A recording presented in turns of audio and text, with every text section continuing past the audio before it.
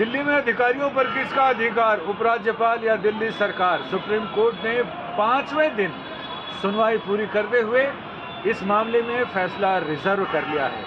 सुनवाई बहुत दिलचस्प रही, यानी दोनों तरफ के लोगों ने, यानी केंद्र सरकार और दिल्ली सरकार की तरफ से अपने अपने दावे किए गए और ये बताया गया कि आखिर क्यों दिल्ली में अधिकारियों के तबादले और तैनाती पर उनका अधिकार होना चाहिए।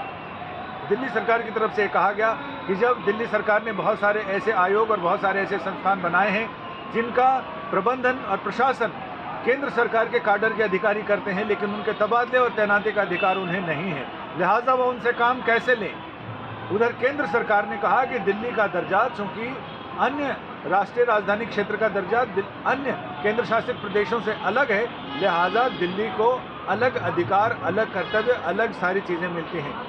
बाकी अन्य केंद्र शासित प्रदेशों में कुछ के पास विधानसभा है, कुछ के पास नहीं है। दिल्ली के पास विधानसभा युक्त ऐसा है कि इसके पास न पूरे राज्य के अधिकार हैं, केंद्र शासित प्रदेशों से अधिक अधिकार हैं, लेकिन बाकी राज्यों से कम अधिकार हैं। इन तमाम दलीलों के बाद केंद्र सरकार और दिल्ली सरकार ने जो अपनी सारी दलीलें दे दी, इसके बाद सुप्रीम कोर्ट की संविधान पीठ ने कई सवाल पूछे, जिसमें केंद्र सरकार से कहा गया कि आखिर क्यों दिल्ली में हाइब्रिड सिस्टम लागू नहीं हो सकता, जिसमें एक निश्चित रैंक तक के अधिकारियों का तबादला और उनके तैनाती का नियंत्रण केंद्र सरकार के पास रहे, उससे नीचे रैंक के अधिकारियों का नियंत्रण दिल्ली सरकार के पास रहे। और इसमें जब 5 जजों की संविधान पीठ ने पहले जब दिल्ली पर अधिकार किसका, दिल्ली पर राज किसका, दिल्ली पर ताज किसका, इसका फैसला देते हुए ये हाइब्रिड सिस्टम की बात की थी।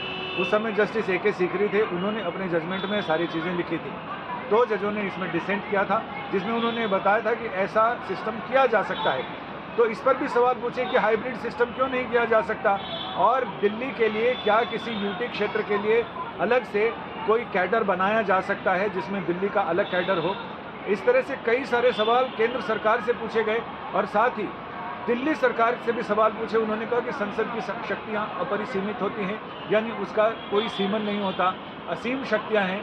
साथ ही ये भी कहा कि अगर कहीं संविधान में कोई प्रावधान नहीं है तो ऐसे में किसी भी यूटी को, यानी यूनियन टेरिटरी को, उस पर कानून बनाने का अधिकार नहीं है। यूटी की अलग से आपको कैडर चाहिए जिसके लिए आप कानून नहीं बना सकते। कहीं कोई गैप है उसको भरने के लिए आप अपनी चीज़ नहीं लगा सकते, क्योंकि देश में संसद सर्वोपरि है। संसद पूरे देश के लोगों का प्रतिनिधित्व करती है, यानी जन गण मन अधिनायक संसद ही है, लिहाजा संसद की बातें ही सर्वोपरि रहेंगी।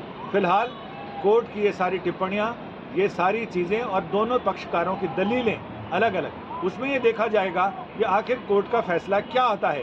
कोर्ट अपने, चूँकि कोर्ट के जजमेंट रिजर्व करने के साथ ही फैसले को लेकर उल्टी गिनती शुरू हो गई है, यानी फैसला कब आता है ये देखना दिलचस्प होगा।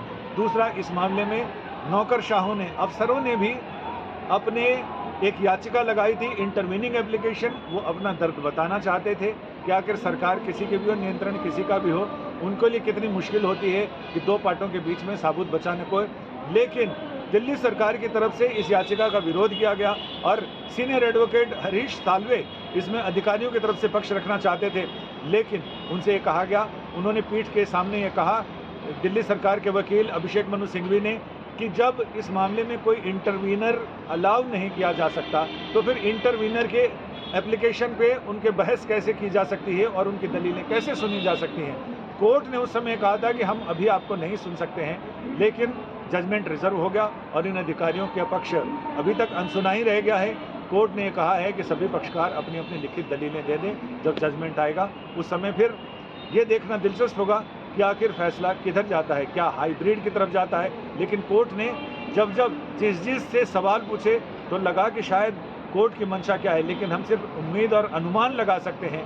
असली मामला, असली फैसला तो सुप्रीम कोर्ट के जजमेंट के बाद ही ये समझ में आएगा कि आखिर कोर्ट ने दिल्ली के अधिकारियों पर अधिकार किसका माना है, या फिर बीच का कोई रास्ता निकला है जिसे हम अंग्रेजी में हाइब्रिड कहते हैं। संजय शर्मा, दिल्ली आज तक।